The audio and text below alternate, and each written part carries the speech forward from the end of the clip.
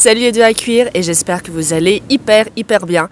Moi, comme vous pouvez le voir, ça va super bien. Je suis actuellement en vacances à Dahab, donc c'est une ville dans le Sinaï en Égypte, toute petite ville de 4000 habitants qui est connue pour deux choses, pour le kitesurf et pour la plongée sous-marine. Moi, j'y suis venue pour la plongée sous-marine. Je vais peut-être mettre en introduction quelques petites vidéos que j'ai prises pendant mes plongées, je sais pas. J'ai trouvé les poissons et tout tellement beaux que j'ai envie de vous les partager. Enfin bref, donc qui dit semaine à l'étranger dit semaine dédiée à un pays. Et comme vous vous en doutez, la semaine va être consacrée à l'Égypte. Donc l'histoire de l'Égypte, elle est immense. Donc du coup, il y avait énormément de choix. Bon j'espère que les badass sélectionnés vont vous plaire.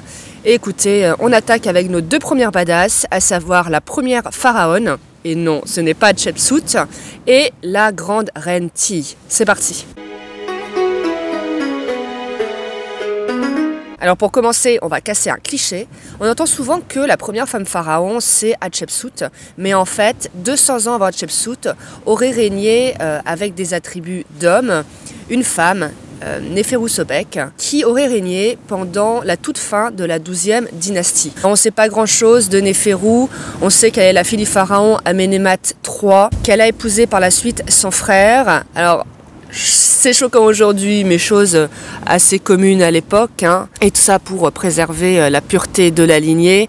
Par exemple, là, ce bellâtre qu'on voit à l'écran, c'est Toutankhamon, qui était lui-même le fruit d'union consanguine. On sait également que Néferu va prendre le pouvoir à la mort de son frère, enfin demi-frère / époux, et va régner seul. Donc quand on va la représenter, ça va être avec les attributs du pharaon. Que ce soit sur des statues ou que ce soit gravé. Chose aussi importante, on voit son nom mentionné sur plusieurs documents importants et fiables de l'Égypte antique. C'est le cas des tablettes de Saqqara qui liste le nom de 58 pharaons et on y retrouve le nom de Néferu Sobek. On retrouve également son nom sur plusieurs monuments. Et d'ailleurs, ça je ne le savais pas, fun fact, au musée du Louvre, on peut voir un buste de Néferu Sobek. Ce qui est assez exceptionnel parce qu'il n'y a pas grand chose qui nous est parvenu d'elle. Donc Néferu va régner entre 3 et 4 ans. Elle va être la dernière souveraine de la 12e dynastie. Et malheureusement, par la suite, les temps vont être un petit peu compliqués pour l'Égypte, puisque la 13e dynastie ne va pas pouvoir gérer l'invasion des Hyksos, un peuple moyen-oriental. Alors là, on partait du postulat que Sobek Néferu, c'était la première femme pharaon, mais l'honnêteté me pousse à vous dire que peut-être il y en aurait eu une avant, pendant la 6e dynastie, qui s'appelait Nitocris. Sauf que l'existence de Nitocris n'est pas avérée. Ça ne fait pas consensus en fait au sein des archéologues. Certains pensent que oui, elle a existé, qu'elle a vraiment régné comme un homme. D'autres doutent, alors qu'au moins le règne de Néferu, lui, l'a attesté. Donc du coup, on va quand même rester sur le principe que c'est elle, la première pharaon, et pas Nitocris. Alors pour notre deuxième héroïne, faisons un bond dans le temps. Donc c'est la 18e dynastie. Un scandale s'apprête à éclater qui va faire se noircir beaucoup de papyrus, puisque le pharaon Amenophis III s'apprête à épouser une jeune fille qui n'est pas issue de la noblesse. Traditionnellement, le pharaon épousait soit un membre de la famille royale, soit une jeune femme de la noblesse.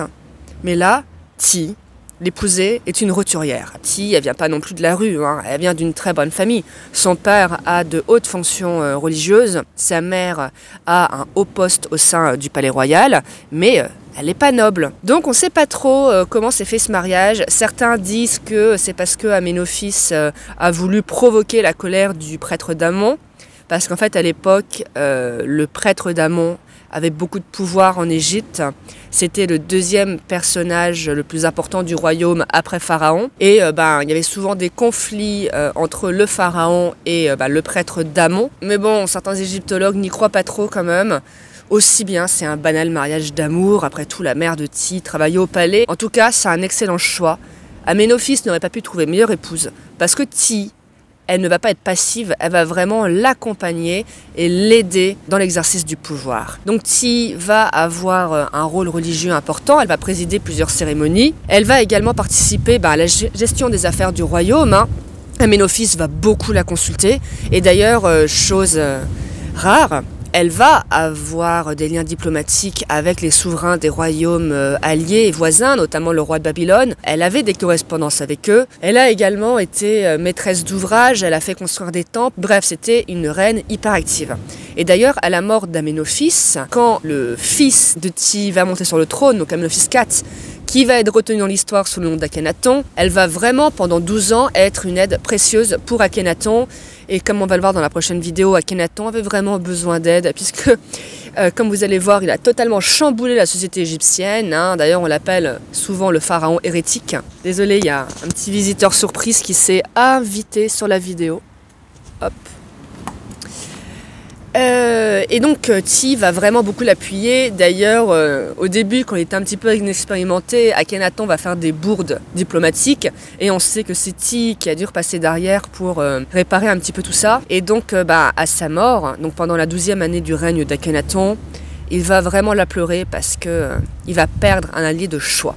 Mais comme on va le voir dans une prochaine vidéo, Akhenaton avait la chance d'être entouré d'une autre femme très forte, son épouse, la célèbre reine Néfertiti. Donc pour conclure, honnêtement là j'ai dû faire des choix arbitraires parce que des femmes fortes dans l'histoire de l'Égypte, il y en a eu plein, sans pour autant être des pharaons, beaucoup de reines régnantes. Donc j'espère que Sobek-Néferu et Ti vous auront plu. Et moi je vous dis à très bientôt pour la partie 2 de cette vidéo. Donc on va parler de Néfertiti et de ses filles. Donc à très bientôt. Non mais osez dire que ce brave chien n'est pas trop mignon. Franchement. Oh bah voilà, il a compris qu'on parlait de lui.